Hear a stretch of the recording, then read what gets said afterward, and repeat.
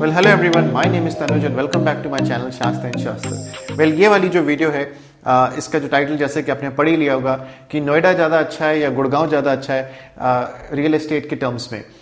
तो ये एक पॉलिटिकल मुद्दे से कम नहीं है, बिकॉज नोएडा वाले जो हैं वो कहते हैं हमारा नोएडा ज़्यादा अच्छा है और गुड़गांव वाले कहते हैं कि हमारा गुड़गांव ज़्यादा अच्छा है।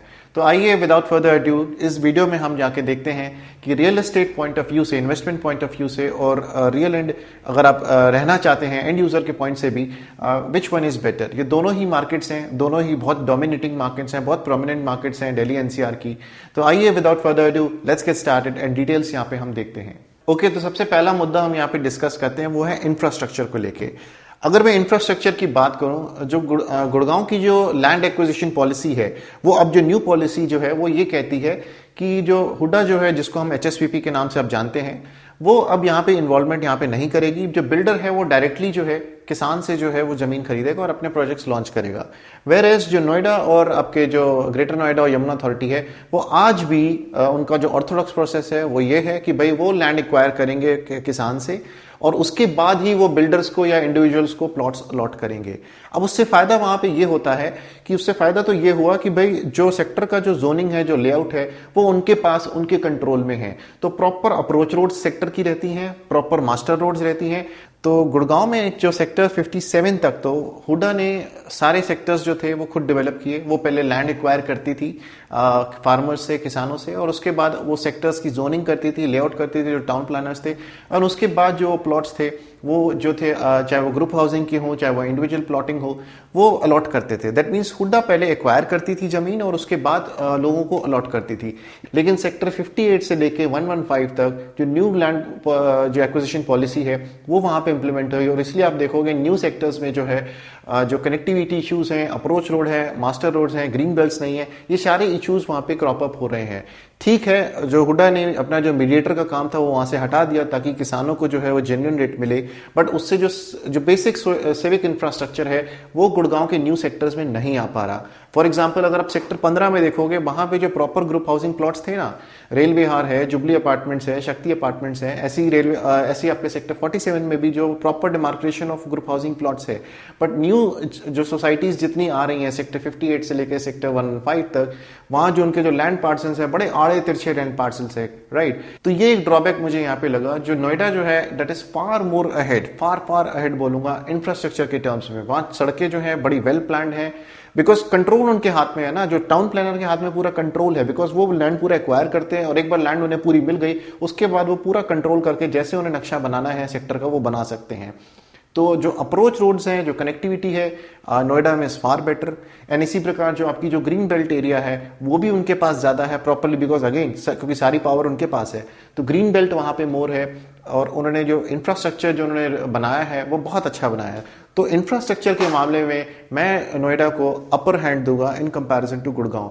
गुड़गांव में प्रॉब्लम ये हुई कि व्हेन इनिशियली जब गुड़गांव की जब स्टार्टिंग हुई थी ना, गुड़गांव में अगर आप देखोगे 90s के बाद 1990 से लेकर 2000 तक जो कुछ बिल्डर्स ने आके यहाँ पे आके डेवलपमेंट चालू करी एंड उसके बाद जो डेवलपमेंट का जो रेट था, जो पेस था वो इतना ज्यादा तेज था कि गवर्नमेंट का जो पेस था कि भाई हमें हमको यहाँ पे सोशल इंफ्रास्ट्रक्चर प्रोवाइड कराना है वो उसको मैच ही नहीं कर पाया और एज ऑन डेट मैच नहीं कर पा रहा।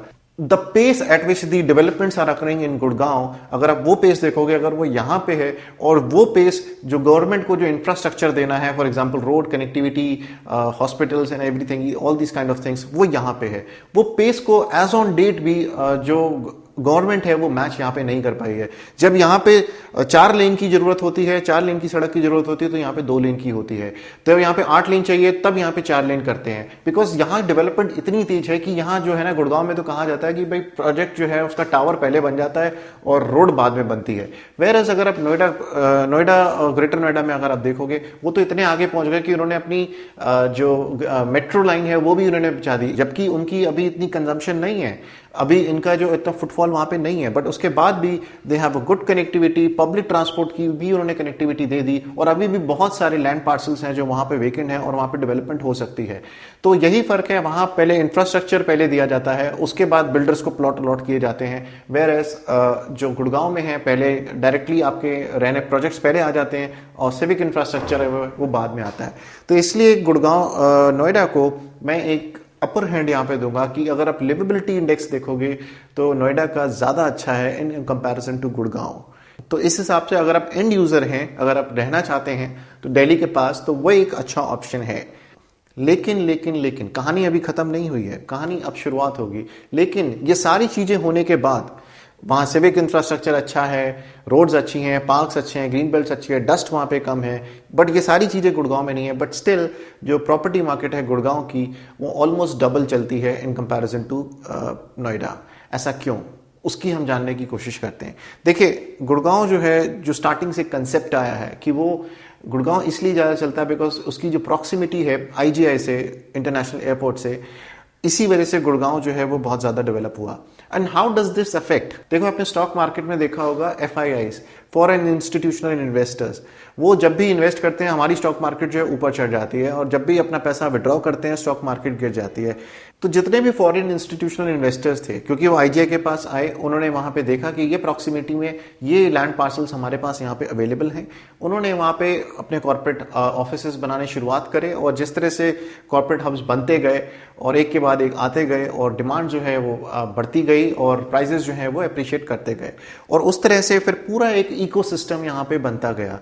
तो फॉरेन इंस्टीट्यूशनल इन्वेस्टर्स जो हैं वो चाहते हैं, फॉर उसमें आपके एनआरआईज भी आते हैं, उन सब ने भर के यहाँ पे इन्वेस्टमेंट करी। एंड इसलिए अगर आप देखोगे जो गुड़गांव की जो मार्केट है वो एकदम विटनेस करी, जो रियल एस्टेट मार्केट है उसने काफ़ी अप्रिसिएशन यहाँ पे लोगों को दिया। तो अगर अब मैं यहाँ पे नोएडा की बात करूँ, नोएडा जो है थोड़ा यहाँ गुड़गांव से पीछे रह जाता है in terms of commercial activities और जो आपका कॉर्पोरेट्स है, बट धीमे धीमे वो भी प्रोग्रेस कर रहे हैं। बट ये जो कमर्शियल एक्टिविटीज़ और कॉर्पोरेट्स है, ये जो है गुड़गांव के पास इसके लिए एक अपर हैंड है, और इसलिए जो इसकी रियल एस्टेट मार्केट है वो बहुत ज़्यादा अप है in comparison to the Noida. एक चीज़ और मैं यहाँ पे बताना चाहूँगा, जो प्राइसेस जो हैं, जो जैसे फॉर एग्जांपल जो रेंटल यील्ड्स हैं या जो आपके जो खाने पीने की चीज़ें हैं, अगर आप देखोगे वो इकोसिस्टम में एक और चीज़ रिस्पॉन्सिबल है। नोएडा में अगर आप देखोगे तो नोएडा, ग्रेटर नोएडा रीजन में बहुत सारे इंजीनियरिंग कॉलेजेस हैं, राइट, ऑलमोस्ट 100 से ज़्यादा इंजीनियरिंग कॉलेजेस होंगे वहाँ पे। अब जब इतने सारे जो बच्चों का जो एनवायरनमेंट है वहाँ पे बनेगा, जो मतलब आई मीन टू से जो इंजीनियरिंग ग्रेजुएट्स हैं, तो इतनी सारी जब जेंट्री, जो एक यंग ब्लड होगा वो आएगी, उसके पास जो फ्रेशर्स ज़्यादा होते हैं, तो फ्रेशर ओरिएंटेड जॉब्स जो हैं वो नोएडा में ज़्यादा है। अगर आप सेक्टर 62 में देखोगे बहुत सारे स्टार्टअप्स वहाँ पे हैं, राइट। तो फ्रेशर ओरिएंटेड, और उसके साथ ही साथ जो आपका HCL है वो भी बहुत ज़्यादा मास लेवल, मास रिक्रूटिंग आपकी वहाँ पे करता है। तो जो फ्रेशर लेवल्स जो होते हैं उनकी नॉर्मली तनख्वाह कितनी होती है, 20,000 से लेकर 30,000 के बीच। एंड उसी तरह से फिर आपकी स्पेंडिंग हैबिट रहती है, राइट। उसी तरह से फिर आपका इकोसिस्टम वहाँ पे बनता है, राइट। चाहे वो रेंटल से लेके हो, चाहे वो फूड हैबिट्स को लेके हो, उसी तरह से मार्केट आपकी वहाँ पे डेवलप होती है। एंड अगर आप गुड़गांव में देखोगे, मैंने यहाँ पे ऑब्जर्व किया है कि यहाँ पे एक्सपीरियंस जॉब्स ज़्यादा हैं।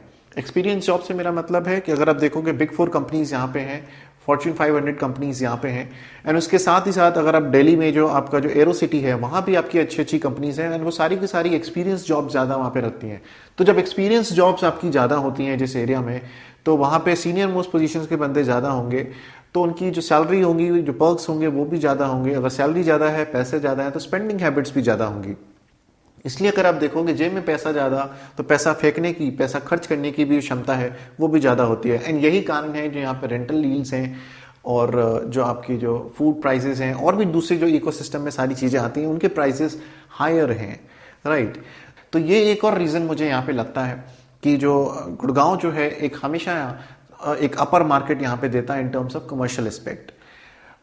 तो इस वीडियो को अगर हम यहाँ पे सम अप करें तो ये कह सकते हैं कि नोएडा जो है उसका एक फार फार अपर एंड है in terms of the infrastructure, civic infrastructure के पास, ग्रीन बेल्ट उनके पास ज़्यादा है, सब कुछ बहुत अच्छा इंफ्रास्ट्रक्चर है। गुड़गांव जो है धीमे धीमे प्रोग्रेस कर रहा है।